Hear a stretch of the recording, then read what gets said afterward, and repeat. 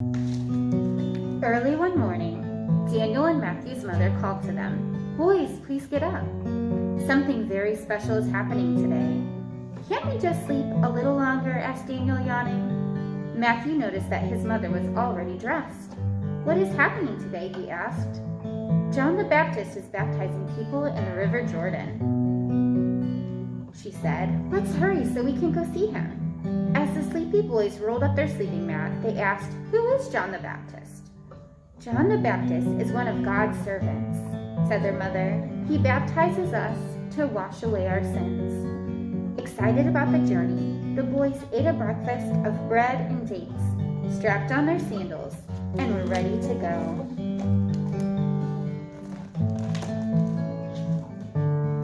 Matthew and Daniel held their mother's hands as they walked to the River Jordan. The road was busier than usual, as hundreds of people walked in the same direction. Everyone was in a hurry. "Look," said Matthew, "I see the baker from the market, and over there is the woman who sells baskets." "Do you see that man up ahead?" asked Daniel. "He's riding a camel with 2 humps." "He must have come from far away," said their mother. The crowd grew as it approached the River Jordan. Many people were gathering along the river's edge. The boys and their mother drew close to the shore, but the boys could not see anything. Matthew and Daniel tried to peer between people's legs.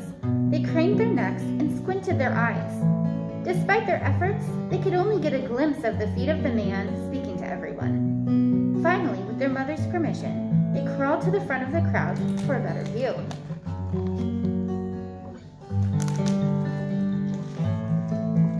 Facing the people was a strong man dressed in simple clothes. The man smiled at Daniel and Matthew. As the 2 boys sat on the ground, Daniel looked at the man's plain robe and twine belt. He whispered to his brother, "Is that John the Baptist?" "I think so," answered Matthew. Just then the baker stepped forward. John the Baptist led him into the river until the water was waist high. As John the Baptist gently pushed the baker's head under the water, he said, "In the name of God, I baptize you." Then the baker came out of the water, wet but smiling. "Yes, that must be John the Baptist," said Matthew to his brother. "He does not need to wear fine clothes to be important." A stranger waded into the water. He stopped in front of John the Baptist. John the Baptist fell to his knees and bowed his head. The stranger put his hand on John the Baptist's shoulder. Then the boys recognized the stranger.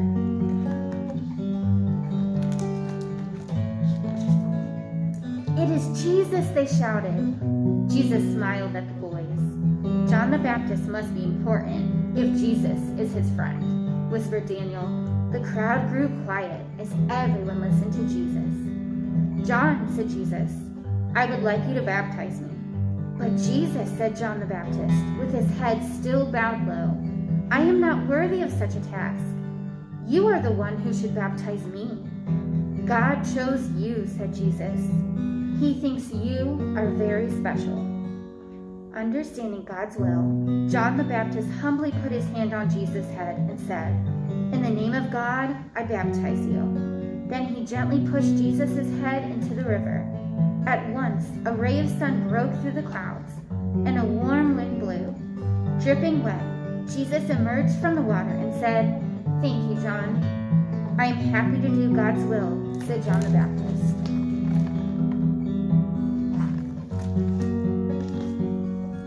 A beautiful white bird landed on Jesus' shoulder. Jesus smiled at the boys again and said, "God sent this dove because he is very pleased that I have been baptized. He loves me just the way he loves you." The crowd started to move into the water toward John the Baptist. "Come with me, boys," said Daniel and Matthew's mother. "The time has come for us to be baptized." Smiling, Daniel and Matthew took their mother's hands and walked with her into the river. Thank you guys for listening to the story of John the Baptist with us today. We hope you have a wonderful rest of your week. See ya.